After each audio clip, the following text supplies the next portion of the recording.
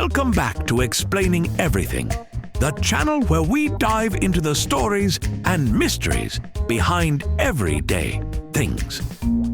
Today's question comes from one of our curious viewers, JetSetJessie. Thanks for the awesome suggestion. Jessie, you asked, when did airports start to feel like alternate realities? Because seriously, have you ever noticed how airports seem to exist in their own weird little universe? Where $10 water is normal, time zones are more of a suggestion, and everyone walks like they're in a simulation. It's like reality hits pause the moment you step into Terminal 3. So if you've ever found yourself napping under a chair, impulse buying a giant Toblerone, or just wondering why everyone's either sprinting or standing still, stick around, because today we're unpacking the history, psychology, and straight-up chaos that turned airports into the fever dream we all know and tolerate. Right here on Explaining Everything.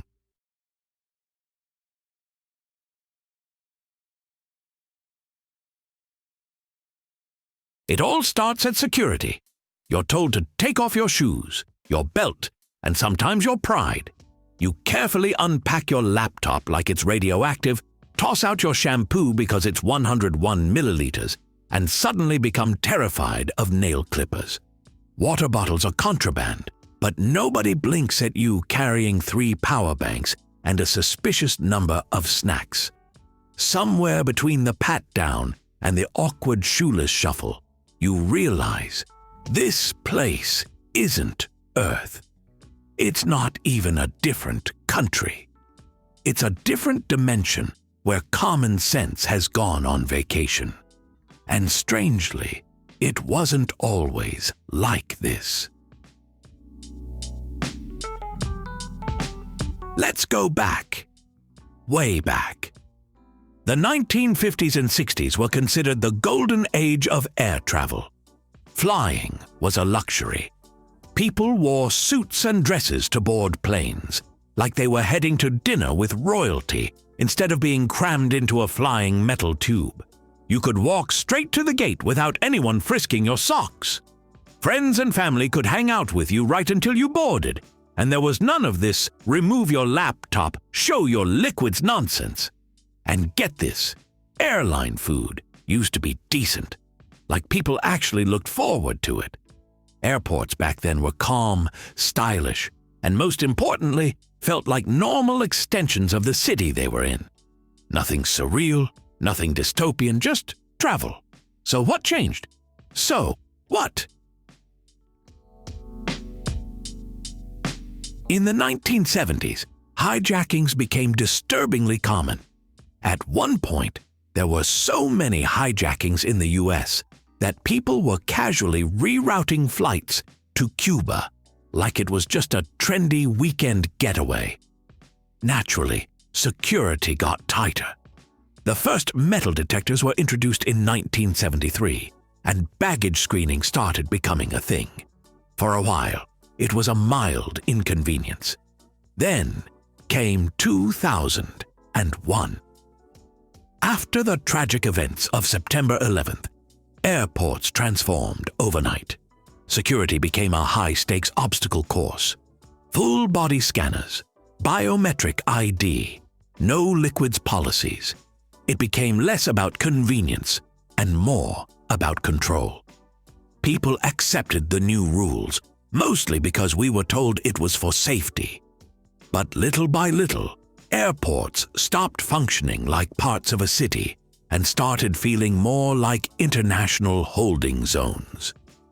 That was the tipping point. That's when airports really began to feel like alternate realities. The moment you clear security, you enter what scientists probably call time soup.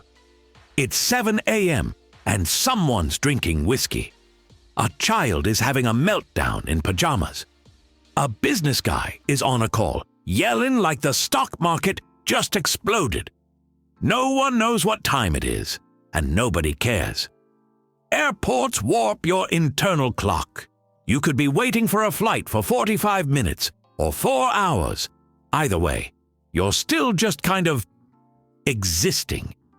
You eat when you're not hungry. You sleep under fluorescent lighting.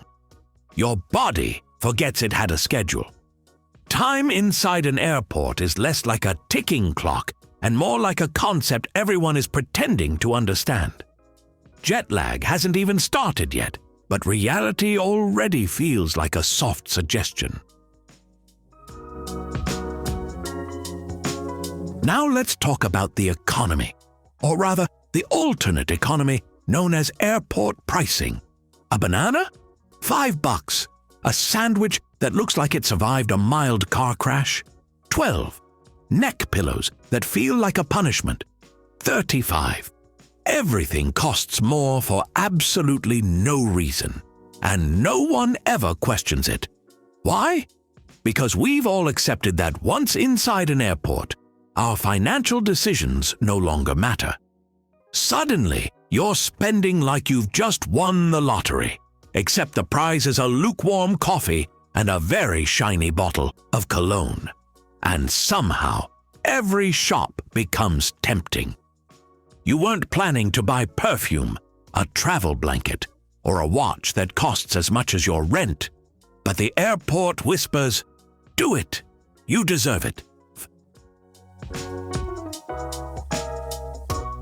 Then, of course, there's the gate, the final boss of the airport alternate reality.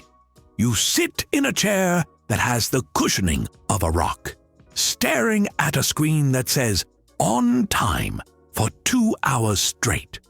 The gate agents announce things in a language that sounds like English but feels more like riddles.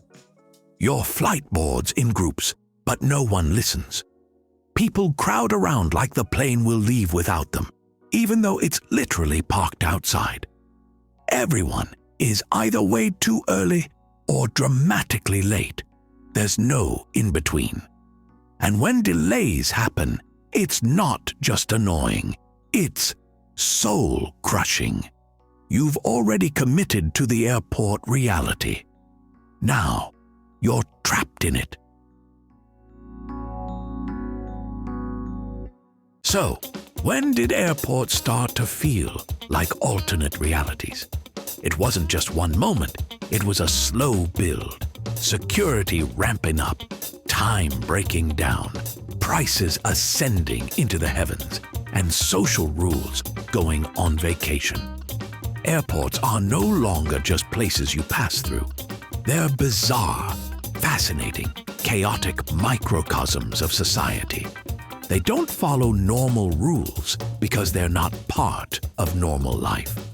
They're the loading screens between chapters, the backstage of modern civilization. And despite all the weirdness, most of us still kind of love them, or at least tolerate them enough to keep flying. So the next time you're stuck in an airport, just remember, you're not going crazy. You've just entered the in-between. If you enjoy this video, or if you've ever felt like you entered a different universe the moment you stepped into an airport, please like and subscribe.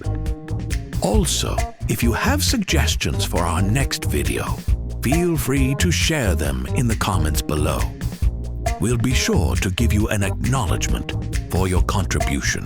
Thank you for tuning in, and join us next time here in the channel that answers all the why, what, who, where, and how questions you've always wondered about, here on Explaining Everything.